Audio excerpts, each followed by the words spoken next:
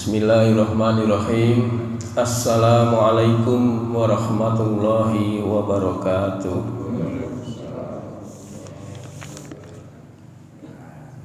Alhamdulillah. Alhamdulillahilladzi arsala rasulahu bil huda wa dinil haq liyudhhirahu 'alad dini kullihi walau karihal musyrikun. Asyhadu an la ilaha illallah wahdahu la syarikalah wa asyhadu anna Muhammadan abduhu wa rasuluhu la nabiyya ba'dah. Allahumma sholli wa sallim wa barik ala Muhammad wa ala alihi wa sahbihi ajmain. Pertama-tama dan yang paling utama, kita senantiasa wajib bersyukur kehadirat Allah Subhanahu wa taala yang telah memberikan kepada kita semua kenikmatan serta kemampuan dan kemauan sehingga kita bisa hadir di majelis yang mulia ini. Sebab ada orang yang diberi kemampuan tapi tidak mau, ada juga yang diberi kemauan tapi tidak mampu. Alhamdulillah kita di sini dikasih dua-duanya sehingga kita bisa mendapatkan daripada keutamaan-keutamaan duduk di majelis yang mulia ini. Tidak ada majelis di dunia ini yang mulia kecuali majelis ilmu. Untuk itu kita bersyukur atas karunia yang diberikan kepada kita semua. Salawat dan salam semoga tercurah kepada junjungan kita Nabi Muhammad sallallahu alaihi wasallam beserta para keluarganya, para sahabatnya, dan insya Allah sampai kepada kita, dan kita insya Allah pula diakui sebagai umatnya di yaumil akhir nanti. Bapak-bapak dan ibu-ibu jamaah sholat subuh Masjid Anas yang insya Allah dimuliakan Allah. Pada pagi hari ini kita sudah mendapatkan rezeki yang banyak ya. Dari mulai bangun malam, jalan kaki ke masjid, sholat qobliyahnya, sholat subuhnya, bahkan dikatakan sholat subuh itu mendapat jaminan dari Allah Subhanahu wa ta'ala. Sehingga kalau udah dijamin, ngapain kita pusing-pusing ya Pak ya? Kita sudah dijamin sama Allah sampai sore nanti ya. Pada pagi hari ini saya akan mencoba menyampaikan tentang akhlak, yaitu malu. M-A-L-U, malu. Ya. Kata Pak Tato, malu itu isin ya Pak ya? Isin. Kalau Sunda apa ini Pak?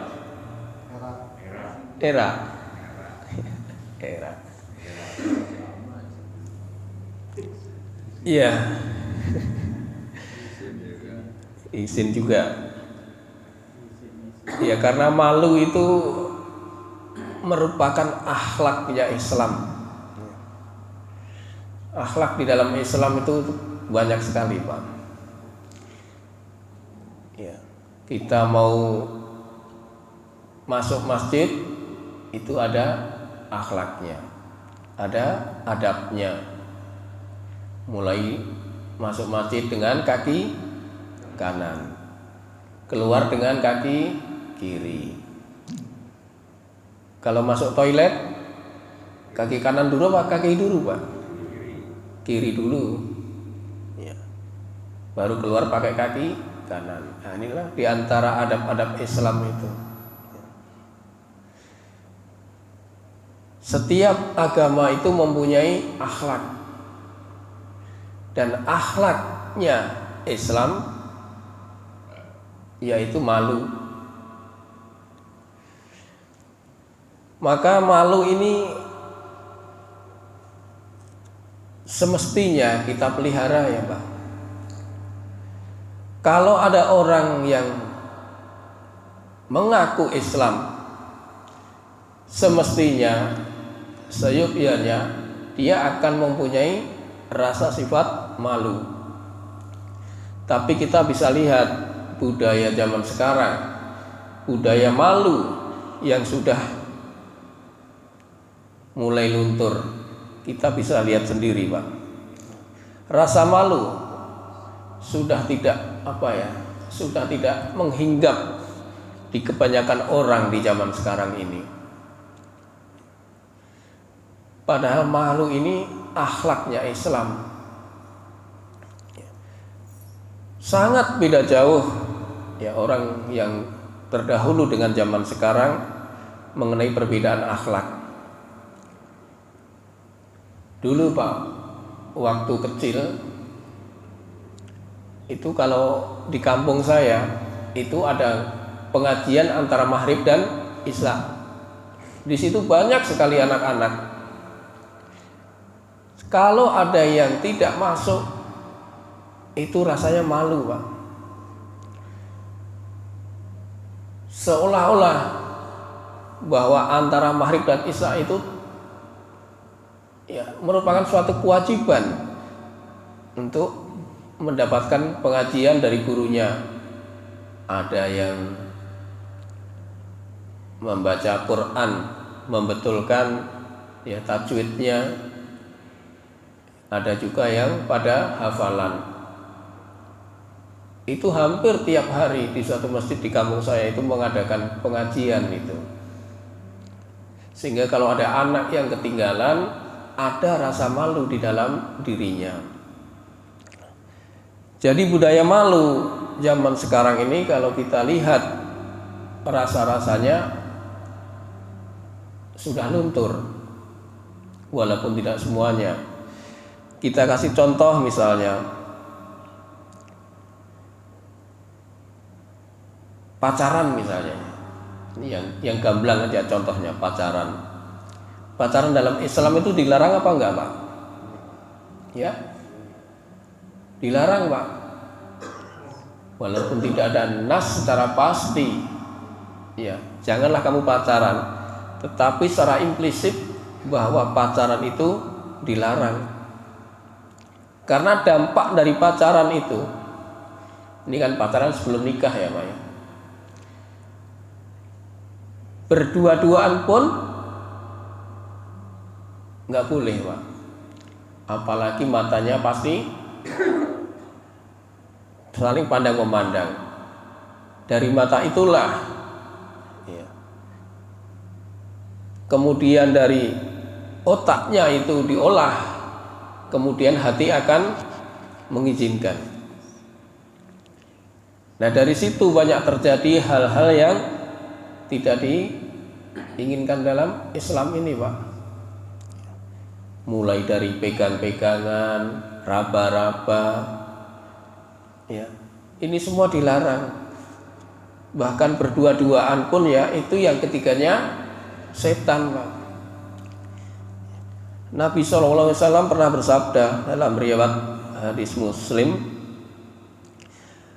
apabila laki-laki dan perempuan yang bukan mahramnya berdua-duaan, maka yang ketiganya adalah setan.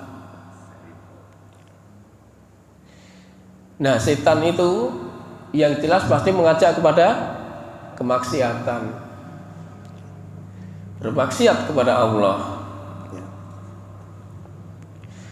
Karena pacaran ini juga menjadi bibit-bibitnya perzinahan. Sedangkan zina itu kan dilarang. Dari kalau sudah dilarang, maka segala turunannya yang mendekati dengan kezinaan juga terlarang. Wala taqrabul zina. Jangan kau dekatin zina. Dekat saja nggak boleh Pak. Tapi kata kau lihat fenomena zaman sekarang luar biasa, Pak. Nah, itulah malu, di mana malu itu menjadi akhlaknya Islam, sehingga perlu kita sebagai muslimin untuk bisa memeliharanya, untuk bisa menjadikan kita akhlak yang mulia dengan punya sifat rasa malu.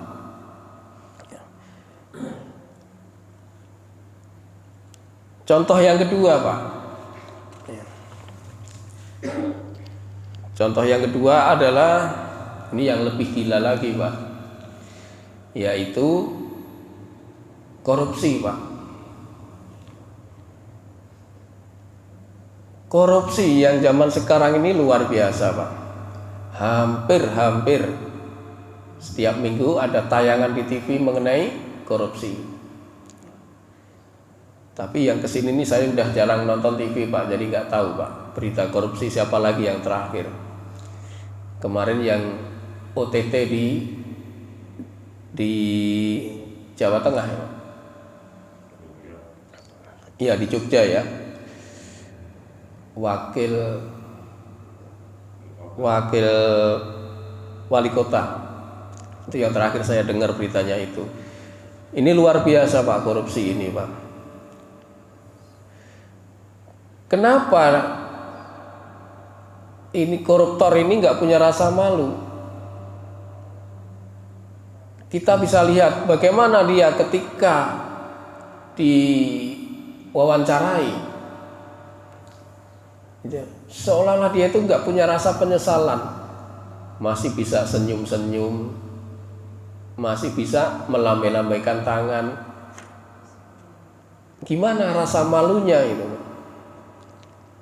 Apa sudah hilang atau sudah dicabut? Jarang sekali kita melihat koruptor itu yang menundukkan kepala, tidak mau disut. Jarang sekali kita lihat, Pak. Bahkan koruptor yang kakap malah diberi karpet merah. Luar biasa ini. Nah, sifat malu ini tidak datang kecuali dengan kebaikan. Ya. Sifat malu tidak datang kecuali dengan kebaikan. Artinya,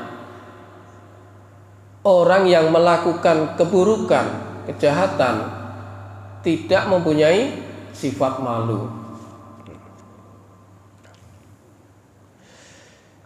Dan itu menandakan bahwa orang-orang yang seperti itu, yang tidak punya malu, menandakan bahwa dia akhlaknya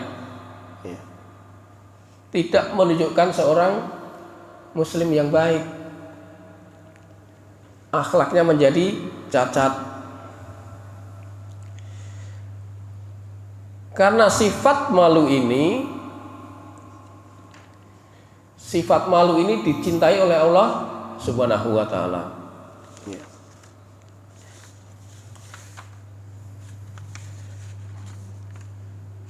Ya, kita bacakan hadisnya dari Ibnu Abbas radhiyallahu anhu bahwa Nabi sallallahu alaihi wasallam bersabda kepada Aswaji al-Asy'ari, sesungguhnya di dalam dirimu terdapat dua sifat yang dicintai Allah, yaitu sifat santun dan malu. Ya, jadi jelas bahwa malu merupakan sifat yang dicintai Allah. Ya. Dan yang lebih cakep lagi, yaitu Allah pun mempunyai sifat rasa malu. Allah mempunyai sifat rasa malu, ya, dimana ketika ada seseorang hamba yang berdoa kepada Allah namun ditolak dengan tangan kosong. Kenapa bisa begitu? Boleh jadi orang yang berdoa tadi dengan mengadahkan tangan ke atas tapi ditolak, boleh jadi karena dia tidak punya rasa malu. Sehingga Allah tolak. Allah pun merasa malu bahwa dia tidak menerima doa hambanya. Padahal kalau kita lihat di surat Al-Baqarah ayat 186 itu Allah katakan, ujibu da'watada idza da'an. Aku kabulkan permohonan orang yang berdoa apabila dia berdoa kepadaku. Kalau kita baca itu doang, setiap orang berdoa dikabulkan. Tetapi Allah memberi syarat di bawahnya. Falyastajibu li wal yu'minu bi. Maka hendaklah kamu menjalankan perintahku dan berimanlah kepadaku. Syaratnya menjalankan perintah dan beriman.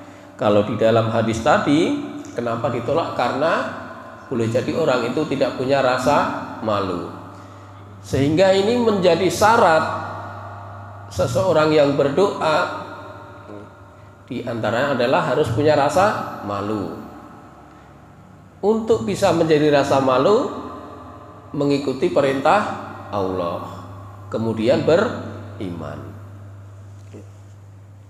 Ya, syarat ini harus dipenuhi, Pak, supaya doa kita dikabulkan. Sebab apa? Malu dan iman itu senantiasa bersama, segandeng, Pak. Kalau salah satunya dicabut, entah itu malunya, entah itu imannya, maka hilang semuanya, Pak. Hilang semuanya, hilang salah satunya. Untuk itu terus kita mengupgrade diri kita, bermuhasabah pada diri kita. Kenapa kalau kadang-kadang ada orang berkata, saya sudah berdoa tapi tidak dikabul-kabul. Nah, ini kan perlu muhasabah. Barangkali di dalam dirinya tidak ada rasa malu kepada Allah, padahal Allah sendiri mempunyai sifat malu. Ya, jadi terus kita mengupgrade, mengasah diri kita, terus belajar sehingga kita mengetahui hal-hal yang mestinya kita lakukan. Nah,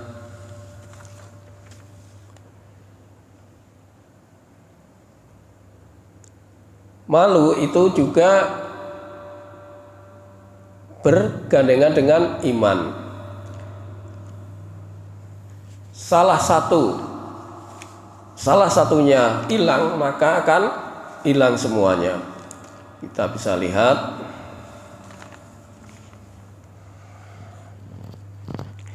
dalam hadisnya yang diriwayatkan oleh Imam Hakim,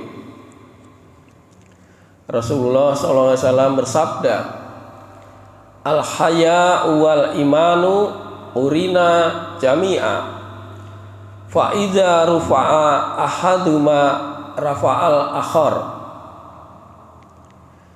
Malu dan iman senantiasa bersama. Apabila salah satunya dicabut, maka hilanglah yang lainnya. Jadi segandeng, Pak, ya, iman dan ilmu. Nah, kemudian juga ilmu itu juga merupakan suatu kebaikan. Maka tadi dikatakan malu tidak datang kecuali dengan kebaikan. Di mana Rasulullah SAW bersabda, al-haya'u minal iman wal imanu fil jannah wal bada'u minal jafai wal jafa'u finnar. Malu adalah bagian dari iman. Sedang iman tempatnya di surga. Dan perkataan kotor adalah bagian dari tabiat kasar. Sedang tabiat kasar tempatnya di neraka. Hadis riwayat Hakim, Ahmad dan Tirmizi. Jadi jelas bahwa malu adalah suatu kebaikan, dan kebaikan tempatnya di surga. Tabiat kotor, tabiat kasar tempatnya di neraka.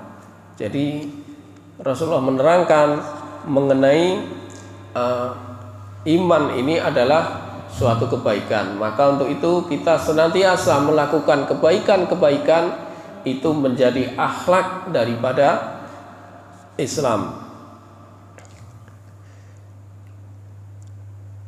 Jadi kalau ada orang yang ngaku beriman tapi nggak punya malu,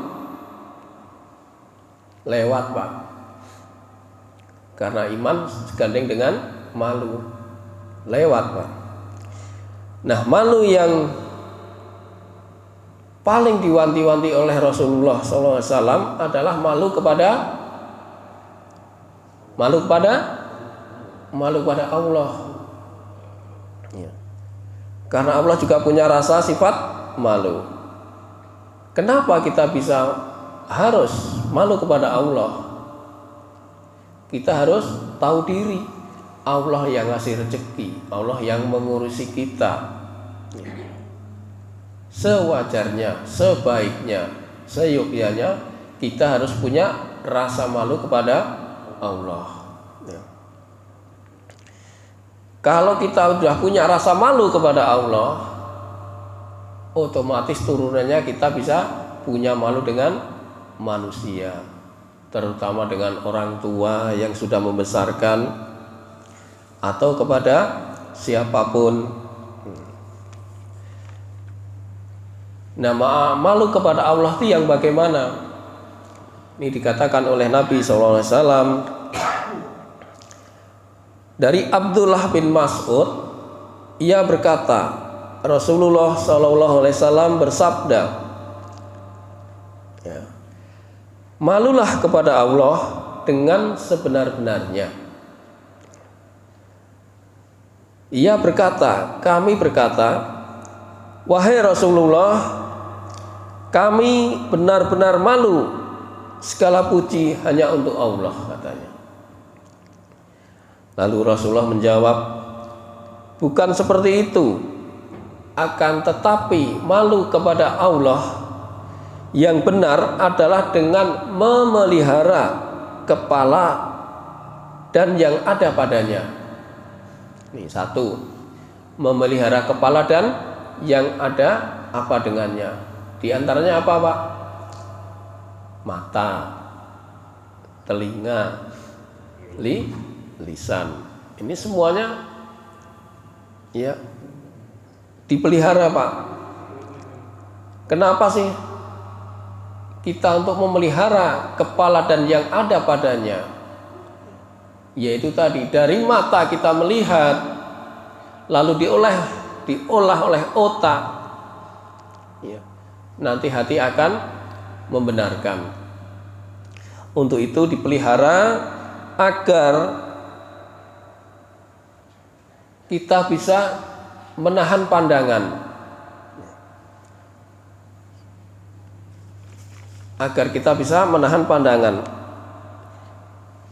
Nah, untuk itu di dalam Quran surat An-Nur ayat 30 dan 31 Allah berfirman, A'udzubillahi minasyaitonirrajim, qulil mu'minina yaghudzu min absarihim wa yahfadzu furujahum dzalika azka lahum innallaha khabirum bima yasnaun. Katakanlah kepada laki-laki yang beriman, agar mereka menjaga pandangan. Nah, ini konteksnya sesuai dengan hadis tadi, Pak, untuk menjaga pandangan dan memelihara kemaluan. Yang demikian itu lebih suci bagi mereka. Sungguh Allah Maha mengetahui apa yang mereka perbuat. Nah, ini larangan-larangan agar kita tidak memandang sesuatu itu ya dengan hawa nafsu, dengan birahi. Nah, itu ya yang terjadi sekarang kan begini, Pak.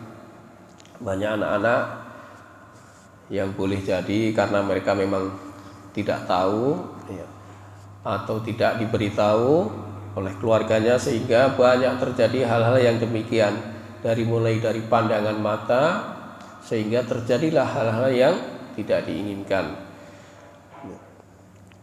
Nah, itu malu kepada Allah. Selain memelihara kepala dan isinya, juga Rasulullah menganjurkan untuk memelihara perut dan apa yang berhubungan dengannya. Untuk menjaga perut, Pak. Ya. Ini apa maksudnya ini? Yang pertama, jangan mengisi perut itu dengan hal-hal yang haram. Karena dengan itu maka kalau haram itu masuk ke perut, dipastikan ini menjadi sesuatu yang tidak baik, kemudian akhlaknya pun cacat. Karena malu tidak datang kecuali dengan kebaikan. Maka yang menjadi asupan daripada perut adalah hal-hal yang halal. Kemudian ke atas sedikit, yaitu hati. Nah, itu yang hati itu perlu ditata ya, agar kita mempunyai hati yang baik, qalbun salim, hati yang bersih. Turun sedikit, yaitu kemaluan. Nah, ini Rasulullah juga menjamin surga. Barang siapa yang bisa menjaga di antara kedua paha, maka aku jamin masuk surga, kata Rasulullah begitu. Maka ini penting, karena ini adab atau akhlak malu semua harus dipelihara. Yang ketiga yaitu senantiasa mengingat mati dan kehancurannya. Kita disuruh untuk mengingat mati. Karena apa? Kita tidak tahu kapan dan di mana kita akan meninggal. Maka dikatakan oleh Rasulullah bahwa orang yang cerdas adalah orang yang mengingat kematian. Rasulullah SAW bersabda, siapakah mukmin yang paling cerdas? Ada seorang sahabat bertanya itu. Maka Rasulullah menjawab, orang yang paling banyak mengingat mati dan paling baik persiapannya untuk kehidupan setelah mati. Mereka itulah orang-orang yang cerdas. Jadi penting, Pak, untuk mengingat mati itu agar kita mempunyai bekal kelak. Ketika kita masih diberi kesempatan, maka marilah kita cari bekal sebaik-baiknya untuk mempersiapkan hari esok. Wal tanzur masuma qadamat lighad. Ya. Berbekal-bekalah, carilah bekal yang sebaik-baiknya. Yaitu tadi malu yang diwanti-wanti oleh Rasulullah untuk kita senantiasa memeliharanya. Di antaranya tadi adalah apa yang ada di kepala dan apa yang di dalam perut, dan untuk mengingat kematian. Kemudian malu juga pernah dicontohkan oleh seorang sahabat, yaitu Utsman bin Affan. Suatu ketika Rasulullah sedang di rumahnya Aisyah. Kemudian Rasulullah sedang berbaring dan kelihatan paha dan betisnya.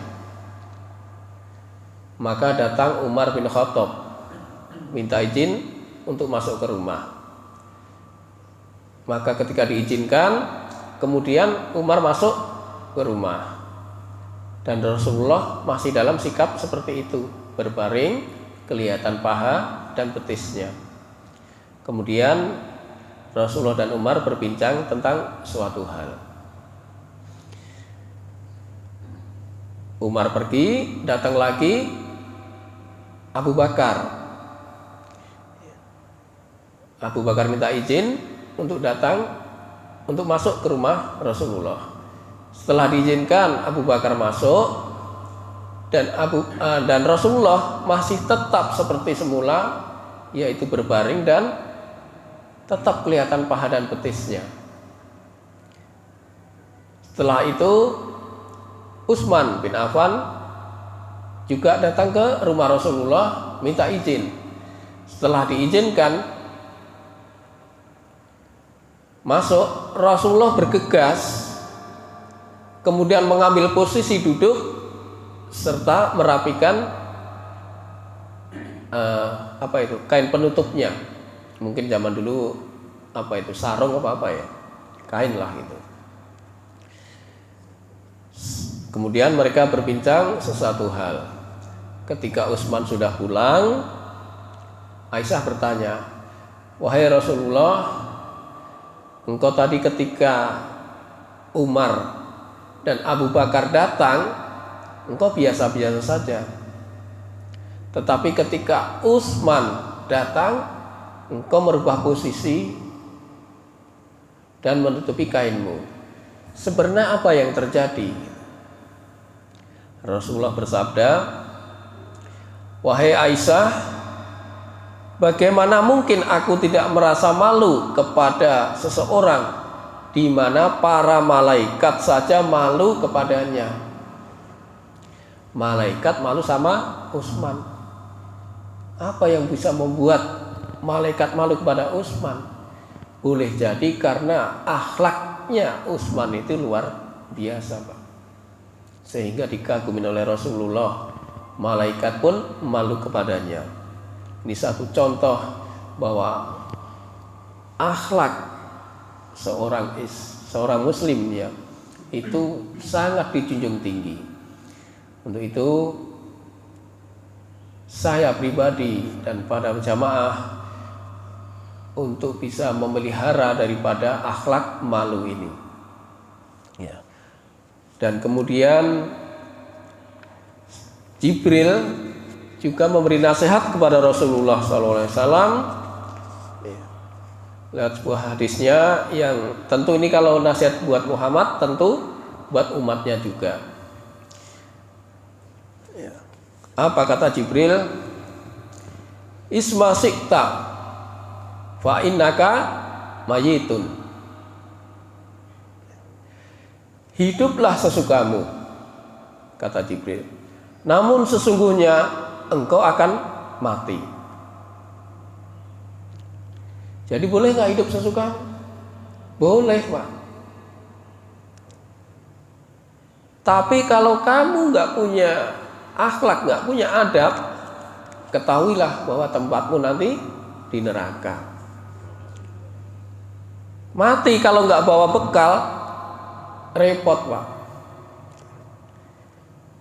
Sebab mati itu suatu kepastian. Kullu nafsin dha'iqatul maut. Setiap yang berjiwa pasti akan mati. Ya. Ada seorang yang memberikan peribahasa begini, Pak. Ini bukan dari saya, Pak. Ya. Tadi kan dibilang hiduplah sesukamu. Ya. Kalau hanya sekedar hidup, monyet juga hidup, Pak. Kalau hanya sekedar makan, monyet juga makan, Pak. Begitu katanya. Ini kan sindiran yang seharusnya kita bisa kita bisa membuat kita menjadi orang yang berakhlak itu. Sebab tadi dikatakan bahwa seorang yang cerdas itu orang yang mengingat kematian. Jadi kalau tadi dikatakan hiduplah sesukamu, sesungguhnya engkau akan mati, maka dengan peringatan itu kita mempersiapkan kematian itu dengan sebaik-baiknya.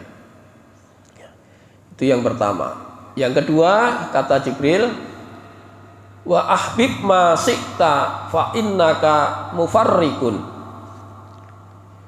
Dan cintailah apapun sesukamu, tapi ingat engkau pasti akan berpisah. Mencintai sesuatu boleh, Pak, tapi ingat nanti akan berpisah. Koleksi mobil, Pak, boleh nggak, Pak? Boleh, asal jangan sampai melalaikan kepada Allah. Karena saking cintanya mobil, bangun tidur dipoles, diisik-isik, diliatin. Karena mobilnya banyak sehingga lupa, Pak, melalaikan Allah. Itu yang dilarang di situ. Jadi cintailah sesukamu, tapi ingat bahwa apa yang dicinta itu nanti kita akan berpisah. Ya. Sebab kalau sudah cinta, mesti misalnya kita kepada istri atau istri kepada suami, ya biasa-biasa saja, Pak. Sebab kalau terlalu cinta, boleh jadi nanti kalau berpisah nyesek, Pak. Nyesek benar.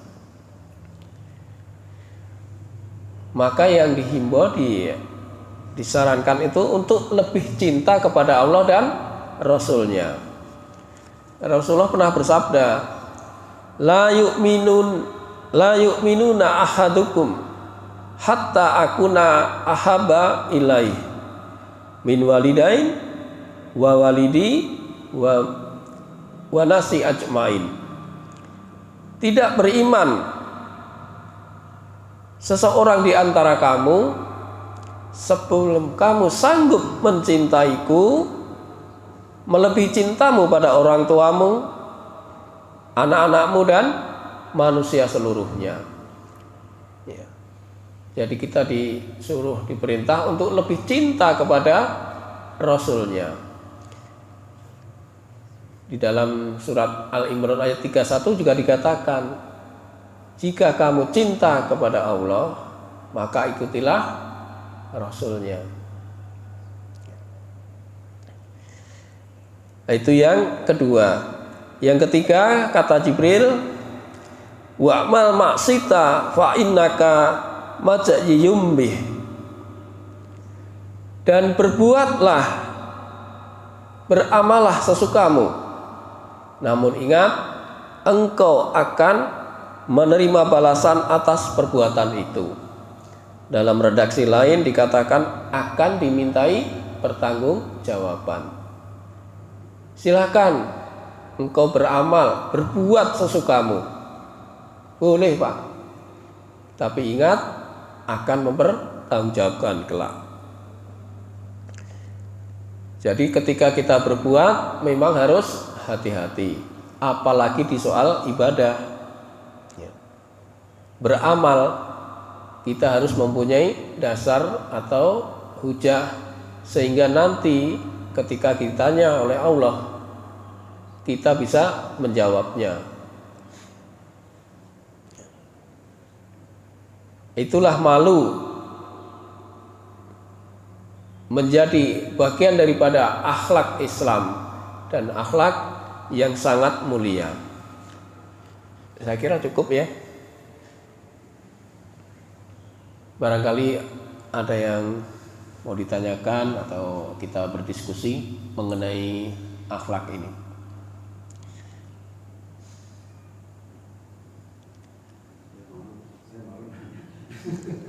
Saya Ya. Assalamualaikum warahmatullahi wabarakatuh. Waalaikumsalam warahmatullahi wabarakatuh. Ya, semuanya malu-malu nih. Saya malu-maluin lah. Ya. Saya malu-maluin lah karena betul gitu kan. Saya hanya ingin meluruskan sedikit berkaitan tadi para koruptor. Koruptor kenapa tuh di sensor tuh ada yang dada-dada, ada ketawa, kecengengesan. Ya. Udah dia pelaku koruptor. Karena apa? Koruptor itu bukan bekerja sendiri, pasti dari nggak mungkin dia sendiri. Itu kecuali tukang bakso, dia ambil duitnya sendiri, dia ambil duit itu korupsi itu. Tapi kalau koruptor besar itu tidak, karena dia akan suatu tim sehingga terjadi suatu korupsi. Kenapa dia masih sempat dada-dada? Karena peraturan kita juga dia sebelum ingkrah di pengadilan dia masih praduga tak bersalah. Dia berani dia ngomong dada-dada ini. Karena apa tadi peraturan juga seperti itu. Praduga tidak bersalah. Dia belum dinyatakan bersalah sebagai koruptor kalau belum ada putusan pengadilan ingkrah. Dia makanya diberi kawal. Setelah mungkin ada putusan ingkrah di pengadilan, dia juga akan ketawa juga. Dia akan ketawa. Koruptornya misalnya dia 100 miliar, dia ambil hanya 25 miliar, masih punya untung dia. Masih punya untung dia. 5 tahun nggak apa-apa. 5 tahun nggak apa-apa. Apalagi maka sekarang ya, ada remisi, ada tempat tahanan yang enak, ya kan? Banyak. Intinya dia tuh nggak apa-apa lah. Dia korupsi, gua ketawa. Gua dapat 100, dia ambil 25, oke lah, apa-apa. Nah, tetapi pemerintah sudah mengajukan bahwa koruptor itu akan dimiskinkan. Tapi sampai sekarang program itu sudah diajukan juga tidak ada realisasinya. Kenapa seperti itu? Nah, karena kenapa itu? Karena banyak orang-orang gede semua yang korupsi. Angkam sana, angkam sini, angkam sana, angkam sini. Jadi undang-undang yang untuk mengatakan bahwa koruptor akan dimiskinkan sampai saat ini itu belum ada. Belum disahkan. Iya. Udah. Dimiskinkan. Enggak, undang-undangnya udah disahkan. Belum. Nah, maka sampai sekarang itu udah. Lebih dari koruptor. Ya mungkin juga. Ya. Kalau alam. Ya, Itu jadi ya. Itu koruptor ya ketawa-ketawa saja. Enak dia. Anggap aja masuk pesantren 5 tahun. Kan? Tapi ada juga yang bagus. Dia koruptor, keluarnya dia betul-betul beriman, mempunyai rasa malu. Contoh Angelina Tonda dari Katolik menjadi Islam dan hafal Quran. Itu yang bagus. Mengisi kehidupan dia selama 18 tahun seperti itu. Itu yang baik. Yang mungkin dapat hidayah dari Allah. Tapi yang enggak itu ya senang-senang. Bikin lagu, ngarang buku dan lain-lain. Ya kalau kita berbicara masalah koruptor, perlakuan koruptor ya mungkin. Kalau mau koruptor yang bagus, hukumannya ya ke Cina, Korea Utara. Selesai, Pak. Dia diajak makan rame-rame, dia diajak naik ke panggung, dibelosin bawahnya buaya semua. Itu hukuman mati. Kalau di sini kan nggak mati, ada Pancasila, kemanusiaan yang adil dan beradab. Begitu ya Pak. Ya, terima kasih Pak Tatang. Ya itulah budaya malu yang sangat jauh ya, sudah barangkali sudah luntur. Walaupun masih dalam kasus terduga Pak ya itu. Tetapi ya itu tadi punya rasa malu enggak gitu. Sudah pakai rompi KPK. Itu kan waduh, di mana di mata masyarakat itu? Semua akan mengejas bahwa dia seorang koruptor walaupun belum terbukti. Tetapi pada saat itu mestinya sifat malunya itu mestinya ada. Karena sifat malunya hilang ya walaupun masih terduga masih bisa dada-dada. Nah, mestinya kita mengaca kepada pejabat yang di Jepang, Pak. Di mana baru terduga, baru rumor aja dia udah mengundurkan diri. Ada rasa malu di situ. Walaupun belum terbukti itu, Pak. Nah, kalau di kita nanti koruptor mau dimiskinkan, itu bagus, Pak. Tetapi yang buat peraturan itu siapa, Pak? Yang buat peraturan dia sendiri juga nggak mau dimiskinkan. Kan logikanya gitu, Pak. Maka ya ini hanya jadi wacana saja, nggak selesai-selesai. Untuk menyenangkan hati rakyat aja, Pak. Karena manis di korupsi itu. Jadi sebetulnya Pak, dengan ditayangkan di TV itu sebetulnya itu merupakan udah suatu hukuman. Iya, betul, Pak. Hukumannya baik pada dirinya sendiri bahwa dia sebagai pelaku koruptor dan juga kepada keluarganya, ya. Keluarganya seperti itu, wah itu bapak lu koruptor tuh. Tapi kan kalau sekarang bapaknya koruptor, duitnya masih banyak ya ada, nggak ada rasa rasa malu kembali gitu. Betul. Ada yang lain? Itu Pak, terkait dengan Silakan, Pak Le. rasa malu itu ya. Kalau dari sisi yang lain kan mungkin saya melihatnya kita juga ada kewajiban untuk amal ma'ruf nahi munkar ya.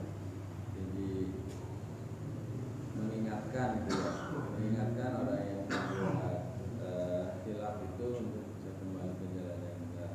Cuman ada sisi lain katanya kalau orang muslim itu ya harus baik-baik gitu kan, didoakan gitu kan, jangan diteriakin gitu.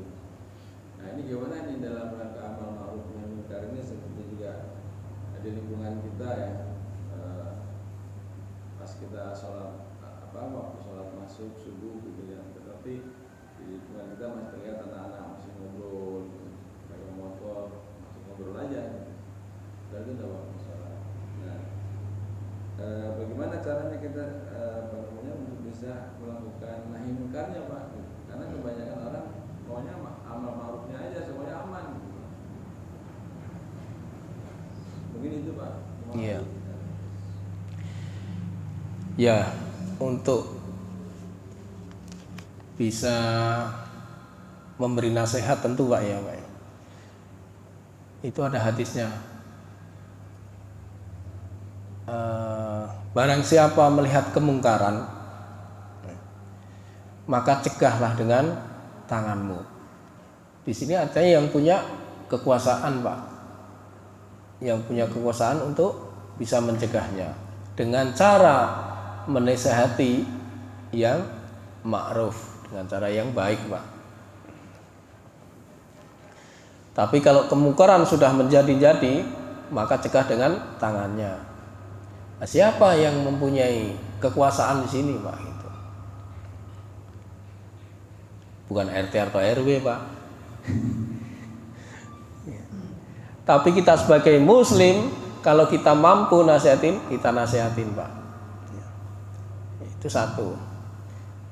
Kalau tidak mampu, cegahlah dengan lisan, Pak.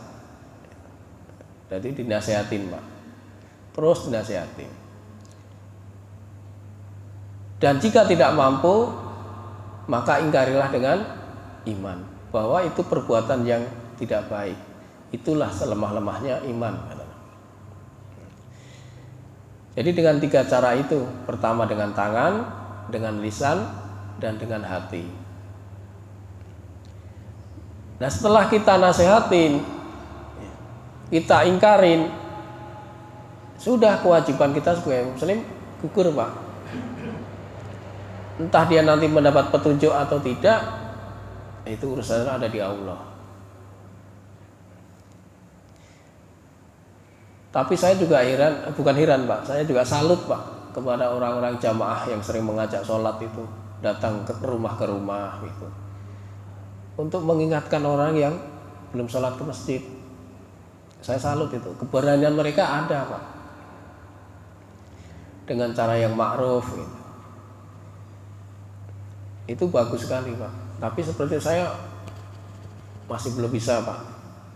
Ya, kecuali di taklim begini Pak, baru kita sampaikan. Sebab kalau di taklim ini kan kita tidak menunjuk atau mengecas orang per orang Pak. Kita sampaikan apa yang mengenai kebenaran ini. Gitu ya Pak Le. Memang tidak mudah untuk nasihatin orang itu. Tapi tentu ada trik, ada caranya. Dan kita mengambil satu hadis ya, bahwa yang untuk bisa mencegah itu adalah orang yang mempunyai kekuasaan. Jika tidak mampu dengan lisan, jika tidak mampu dengan hati, itulah selemah-lemahnya iman. Itu Pak Le. Terima kasih. Ya, namanya sedikit Pak. Iya. Kita nggak usah terlalu banyak ngomong kemana-mana ya. Di depan kita sini aja Pak. Kalau malam minggu kita sholat, itu ramai. Iya. Itu sudah saya pernah kasih tahu ke prospek. Ya itulah pintar-pintarnya dia. Bisa tahu tuh kalau polsek itu mau lewat ke situ udah hilang gitu. Nanti kalau polsek itu udah jauh, bilang udah aman nggak ada apa, dia muncul lagi anak-anak yang ada di ini ya. Seperti kayak gitu. Kita di sini lagi sholat subuh, dia ketawa-ketawa gitu. Nah tadi rasa malu dan keimanan tidak ada. Bagaimana kita cara mengatasinya? Orang-orang itu kita panggil orang tuanya nggak mungkin, jalankan dia, ya kan? Ya, pasti kalau kita kasih tahu, saya ada salah satu anak yang saya kenal dengan orang tuanya. Dulu kasih tahu tuh anaknya kalau kita lihat sholat subuh jangan ketawa-ketawa di situ. Nah orang tuanya bilang, ya biasalah Pak anak muda. Iya itu. Gimana kita? Gimana gak rusak ya? Itu minimal kita ingkari aja Pak, itu lah minimal itulah. Mungkin kerjasama dengan aparat kan Pak, misalkan itu jalannya dipagar mungkin ada portal, ini nggak bisa masuk jadi parkirnya susah misalnya. Kan di situ ada portal ya Pak. Udah ada portal ya kan gitu? Ada. Untuk masuk ke Muhammadiyah atau SD itu udah ada portalnya. Tapi tetap aja portal yang rusak juga walaupun itu bisa besar. Ya, itu kembali lagi keimanan apa kita buat nongkrong aja. Tiga nongkrong kayak begini ikut nongkrong. Ngadi lama-lama. Ya, itu saya tulis ini subuh dia nongkrong. Nggak di mana-mana Pak, itu ada saja kayak seperti itu gitu ya. Ya, ini kan Jadi udah benar tapi dilaporkan dulu udah benar lah itu. ya jadi kan ini dengan adanya itu kan kewajiban kita masuk ini gimana caranya supaya itu tidak ada. Ya. Lewat aparat udah benar itu. Ada lagi? Pak Ii. Kalau sudah cukup kita tutup ya. Terima kasih kepada jamaah yang telah memberikan waktunya untuk bisa duduk di majelis yang mulia ini. Mudah-mudahan Allah ampuni kita semua, Allah rahmati kita semua. Untuk itu kita tutup kajian pada pagi hari ini dengan membaca kafaratul majelis. Subhanakallahumma wa bihamdika asyhadu alla ilaha illa anta astaghfiruka wa atubu ilaik. Billahi taufiq wal hidayah. Wassalamualaikum warahmatullahi wabarakatuh.